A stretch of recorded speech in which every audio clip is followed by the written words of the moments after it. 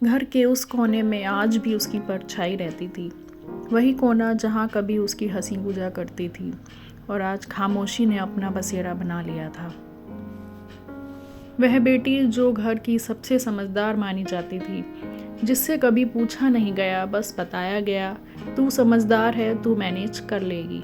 बचपन से उसने सीखा था अपने सपनों को पीछे रखना और दूसरों की ज़रूरतों को आगे। जब माँ थक जाती थी वह बिना कहे चूल्हे पर चढ़ जाती थी।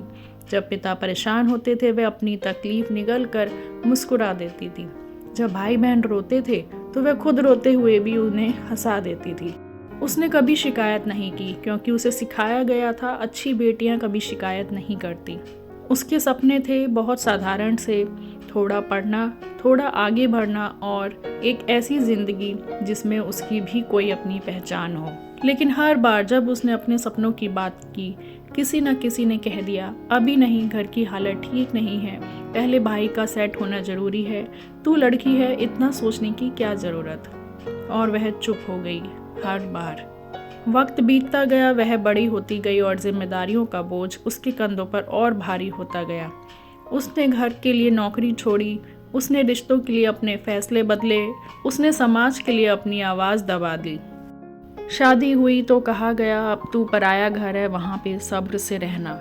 उसने वहाँ भी सब्र किया, जलील होने पर भी, अकेले रोने पर भी, अपनी ज़रूरतें भूलकर सबकी उम्मीदों को पूरा किया। लेकिन फिर भी वह अच्छी नहीं मानी गई। अगर वह चुप रही तो कहा गया, इसे कुछ बोलना ही नहीं आता। अगर उसने अपनी बात रख दी तो कहा गया, बहुत ज़बान चलाने लगी है। और अगर उसने थकान जताई तो कहा गया, इतना क्या करती है। और अगर उसने इनकार कर दिया तो सीधा फैसला सुना दिया गया, पहले जैसी नहीं रही, बदतमीज हो गई है। वह सोचती थी, जिस घर के लिए मैंने खुद को तोड़ दिया वही मुझे सबसे ज़्यादा गलत क्यों समझा गया। क्या गलती ये थी कि उसने सबके लिए जीना सीख लिया, या गलती ये हुई कि एक दिन उसने खुद के लिए भी कुछ चाह लिया।